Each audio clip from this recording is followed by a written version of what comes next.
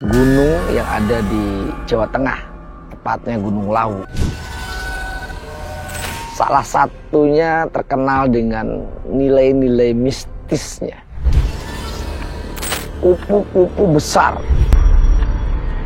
Kemungkinan kita tidak akan kembali lagi ke dunia kita.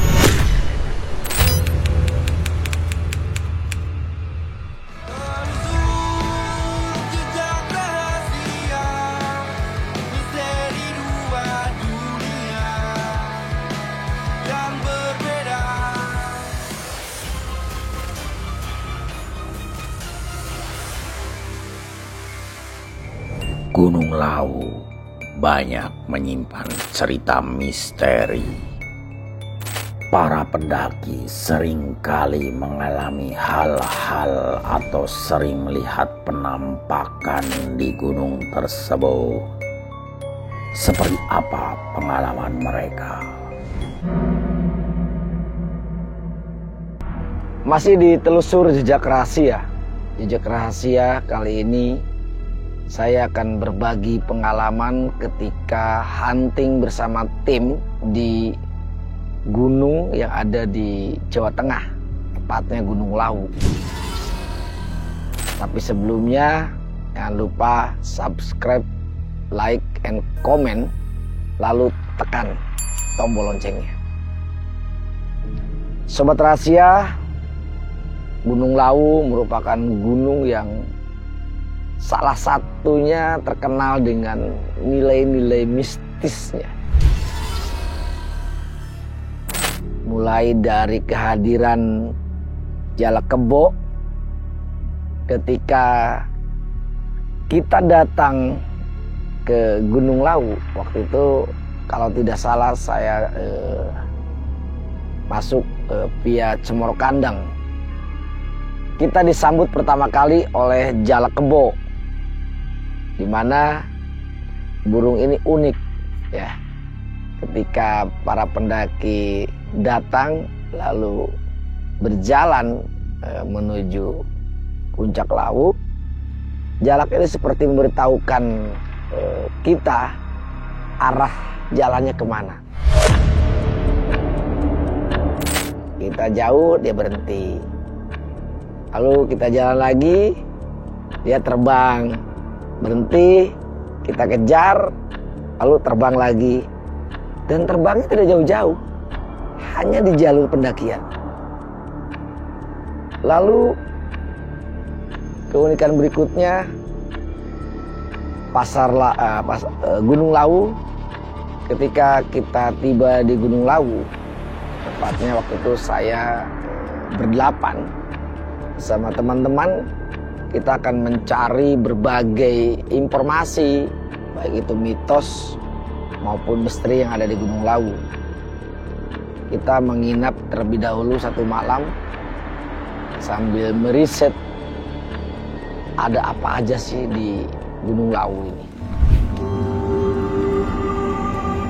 Di hari pertama kita melakukan perjalanan, dipertemukan dengan burung Jalak Kebo. Saya sempat mendengar mitos sebelumnya, ketika ketemu burung Jalak Kebo di Gunung Lawu, maka ikutilah, itu sebagai petunjuk jalan. Alhamdulillah saya ketemu dengan Jalak Kebo, dan memang betul, ketika jalan sebentar dia loncat, dan tidak jauh, hanya di jalur perjalanan kita. Kemudian kita jalan lagi, dia loncat lagi. Itu tidak menjauh dari kita. Lalu ada cerita dan mitos kupu-kupu besar yang dikenal dengan kupu-kupu purba. Dan kita melihatnya tidak bisa terlalu lama karena setelah itu dia menghilang di balik pohon besar.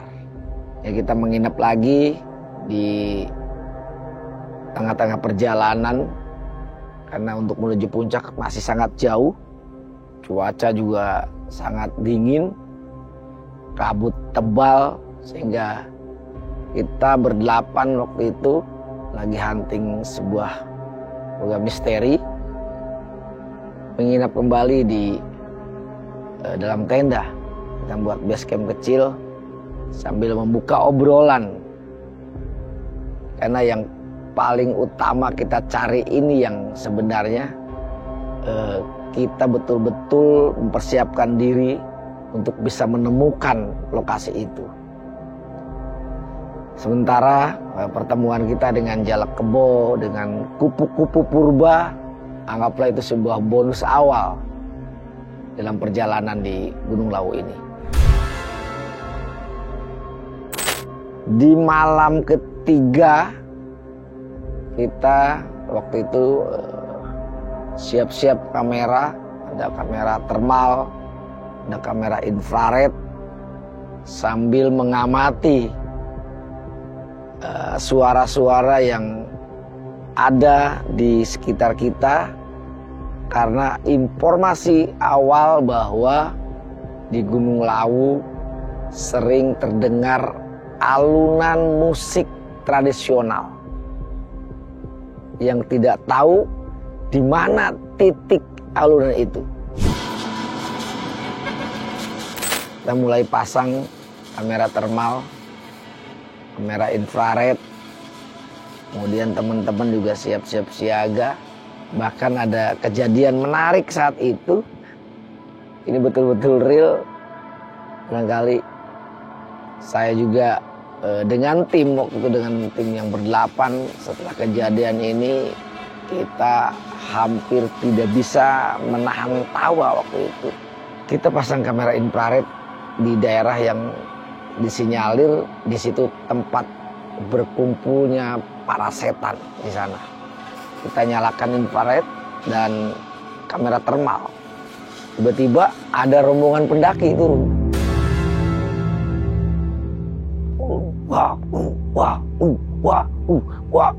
Sambil teriak, karena mungkin untuk apa istilahnya menghindari ketakutannya dia, karena turun di tengah malam, waktu jam 1, kalau tidak salah jam 1 dini hari. Terus. Nah, ternyata arahnya mendekat ke kita. Kita buru-buru matikan semua senter. Yang masih nyala kamera termal. Kebetulan kamera termal waktu itu berwarna biru. Kita nyalain kamera termal. Dan kabut tebal. Muka kita nggak ada kelihatan tuh. Yang ada lampu cempor. Ketika semua lampu kita matikan, yang tertinggal, yang tersisa hanya lampu kamera termal. Udah datang rombongan sekitar 5 orang dari atas laut turun. Ingat aja tuh dia teriakannya. Ketika mendekat ke arah kita, akhirnya berpapasan. Kita berdiri tablok, diam di tempat semua tuh 8 orang. Ya, supaya berharap sih tidak mengganggu pendaki yang turun, kita juga nyaman, tidak kelihatan. Malah ke arah kita.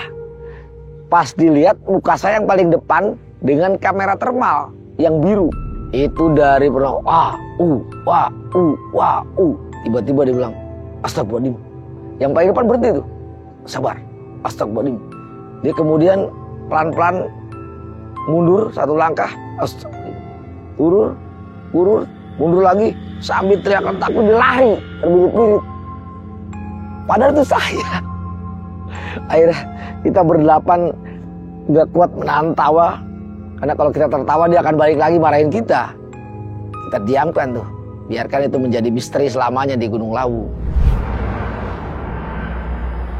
Dan saya minta maaf kalau nanti ada yang nonton dan ternyata itu adalah korban kamera termal waktu itu. Saya mohon maaf yang sebesar-besarnya. Dan kita lanjutkan ke pencarian di malam itu. Setelah kejadian tadi, kita kembali hunting dan mencari yang namanya Pasar Setan. Ini Pasar Setan ini cukup luar biasa gaungnya di antara para pendaki Gunung Lawu. Karena memang di Pasar Setan inilah tempat yang sangat menakutkan bagi para pendaki Gunung Lawu. Ya, kita menyebar untuk mencari di mana ini suara gamelan yang sering terdengar di area Pasar Setan ini. Dan ternyata waktu di jam kurang lebih jam 3 udah mau dini hari, itu betul-betul terdengar suara gamelan.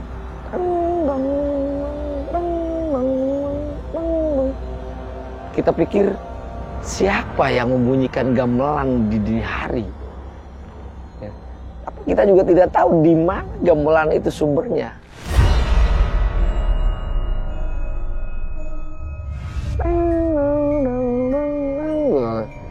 Itu terdengar waktu itu jelas. Akhirnya kita berpikir, apa di sini atau di sana yang jauh? Karena kalau istilah kita di Jawa tuh suaranya hawar-hawar. Kayak gamelan, persis kayak gamelan. Kita mengambil kesimpulan, berarti Pasar Setan yang ada di Gunung Lawu jangan-jangan ada betulan, bukan hanya mitos belaka atau cerita pepesan kosong. Tapi ya sudahlah, itu menjadi sebuah misteri sendiri di Gunung Lawu dan di para pendaki. Ada cerita menarik tentang Pasar Setan. Konon katanya kalau kita masuk ke Pasar Setan, itu ada kemungkinan kita tidak akan kembali lagi ke dunia kita. Caranya bagaimana? Caranya kita diminta untuk mencari dan menemukan uang logam. Ketika kita ketemu uang logam, lalu dibelanjakan, berarti kita akan masuk ke wilayahnya mereka dan kita tidak akan balik lagi. Jadi memang banyak sekali cerita-cerita yang beredar di sekitaran Pasar Setan itu.